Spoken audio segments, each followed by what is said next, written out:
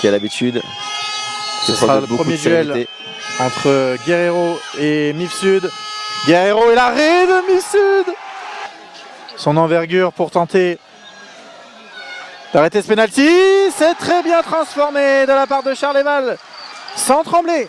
Et ça fera 1-0 pour Saint-Dié-Kellerman. Avantage pour les Vosgiens.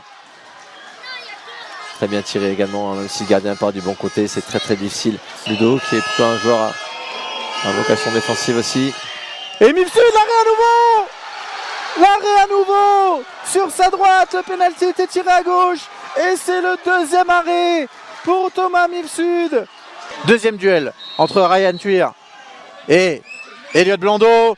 Et c'est un arrêt de Elliot Blondeau. Bambo Diacon. Diacon, c'est sur la gauche. Et ça rentre. Mifsud qui a choisi l'autre côté. Omombe, bien joué, c'est transformé. Très bon match de la part de Guillaume Ruiz. Beaucoup d'activité, hein. Beaucoup d'activité.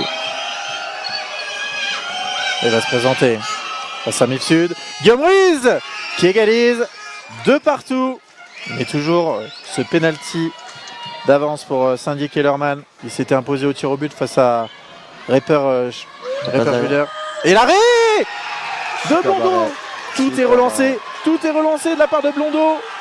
Mais il est très important. Gendez face à Mifsud. Gendez et l'arrêt de Mifsud.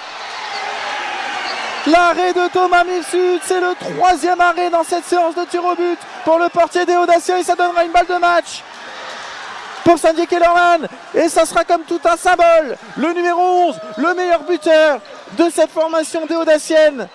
Manan Samba, le capitaine, pour pourquoi pas donner la victoire historique. Cette première victoire, ça serait pour Saint-Dié-Kellerman. Manan Samba, pour l'histoire de Saint-Dié-Kellerman. Manan Samba,